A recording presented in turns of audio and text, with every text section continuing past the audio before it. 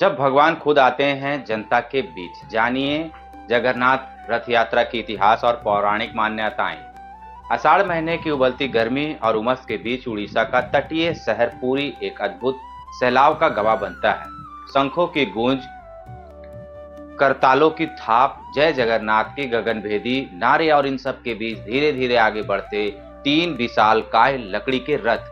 दुनिया के अमूमन हर बड़े मंदिर में गर्भगृह के भीतर जाकर भगवान के दर्शन किए जाने की परंपरा है, लेकिन पुरी के जगन्नाथ मंदिर की कहानी कुछ अलग ही बयां करती है। यहाँ साल में एक बार भगवान खुद चलकर अपने भक्तों के बीच सड़क में आते हैं। जाति, धर्म या वर्ग का कोई बंधन नहीं होता।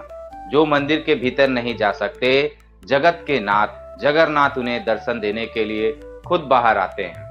लेकिन इस ऐतिहासिक और भव्य रथ यात्रा की शुरुआत कब हुई, इसके पीछे की पारंपरिक कहानियां क्या हैं और क्यों भगवान के ये मूर्तियां अधूरी दिखाई देती हैं, आइए पीवीएम टुडे हिंदी की इस विशेष रिपोर्ट में तफ्तीश से जानते हैं। रथ यात्रा की सबसे पौराणिक कथा मालवा के राजा इंद्रधुनम और देवताओं के शिल्पी विश्वकर्मा से जुड़ी है। स्कंद पुराण के मुताबिक राजा इंद्रधुनम को भगवान विष्णु के एक अनूठे रूप के दर्शन हुए थे, जिसके बाद उन्होंने भगवान जगन्नाथ के मंदिर का निर्माण करवाया।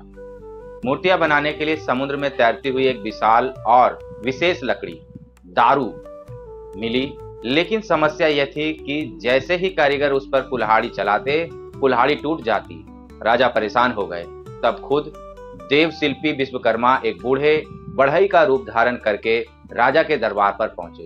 उन्होंने एक शर्त रखी, मैं बंद कमरे में 21 दिन के भीतर मूर्ति का निर्माण करूंगा, लेकिन इस बीच कोई भी उस कमरे का दरवाजा नहीं खोलेगा। अगर किसी ने दरवाजा खोला तो मैं काम वहीं छोड़ दूंगा। कमरे के भीतर से कई दिनों तक लकड़ी छीलने की आवाज आती रही, लेकिन 15वें दिन के आसपास अचानक आवाज आनी बंद हो गई। रानी गुंडीचा को लगा कि बूढ़ा बढ़ई भूख प्यास से मर गया होगा। व्याकुल होकर राजा ने शर्त भूलकर कमरे का दरवाजा खुलवा दिया। अंदर बढ़ई गायब था और भगवान जगन्नाथ, भाई बलभद्र और बहन सुभद्रा की मूर्तियां अधूरी पड़ी थीं। उनके हाथ और पैर नहीं बने थे। राजा अपनी गलती पर रोने लगे, लेकिन तभी आकाशवाणी हुई कि भगवान इसी रूप में धरती पर पूजा चाहते हैं। जिन गुंडीचा मंदिर में यह मूर्तियां बनाई जा रही थी, उसे भगवान का जन्मस्थान, ननिहाल या मासी का घर माना गया और तभी से हर साल भगवान के अपनी मासी के घर जाने की यह यात्रा यानी रथ यात्रा शुरू हुई। जगन्नाथ संस्कृति में रथ यात्रा के पीछे कुछ और भी बेहद लोकप्रिय लोक कथाएं प्रचलित हैं। एक मान्यता के अनुसार बार द्वारका में बहन सुभद्रा ने भाई कृष्ण और बलभद्र से नगर देखने की इच्छा जताई। तब भगवान कृष्ण ने सुभद्रा को रथ पर बिठाया और पूरे शहर का भ्रमण किया। इसी घटना की याद में हर साल यह यात्रा निकाली जाती है। एक अन्य कथा कहती है कि जब कंस ने कृष्ण और बलराम को मारने के लिए उन्हें मथुरा आमंत्रित किया, तो उसने क्रूर जी को रथ लेकर गोकुल भेजा था। कृष्ण और बलराम जब पहली बार रथ पर बैठकर मथुरा के लिए निकले, तो भक्तों ने उस विदाई और दर्शन के दिन का उत्साह के रूप में मनाना आरंभ किया।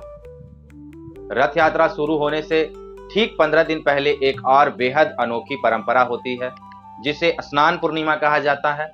इस दिन जेठ पूर्णिमा के अवसर पर भगवान जगन्नाथ, बलभद्र और सुभद्रा को 108 कलशों के पवित्र जल से स्नान कराया जाता है। मान्यता है कि इस भारी स्नान के बाद भगवान बीमार पड़ जाते हैं, उन्हें तेज बुखार आ जाता है।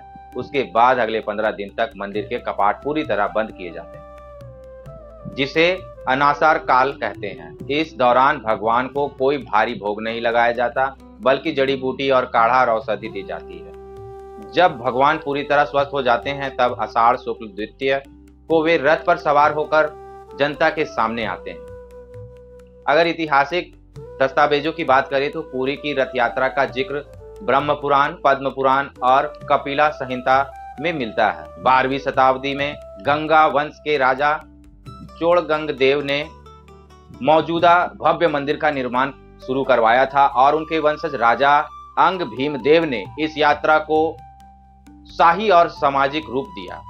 जो आज के जैसा दिखता है। 13वीं और 17वीं शताब्दी के दौरान भारत आए कई यूरोपीय यात्रियों ने भी अपने यात्रा वृत्तांतों में पुरी के इन विशाल रथों का जिक्र किया है।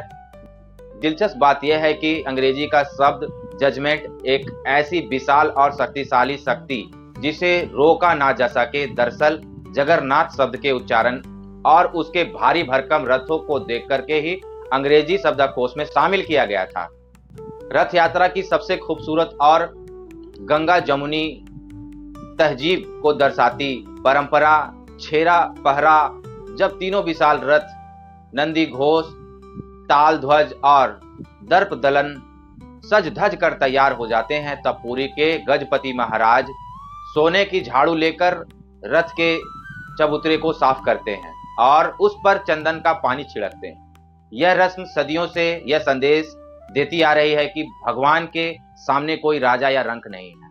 दुनिया का सबसे बड़ा शासक भी भगवान जगन्नाथ का महज एक सेवक है।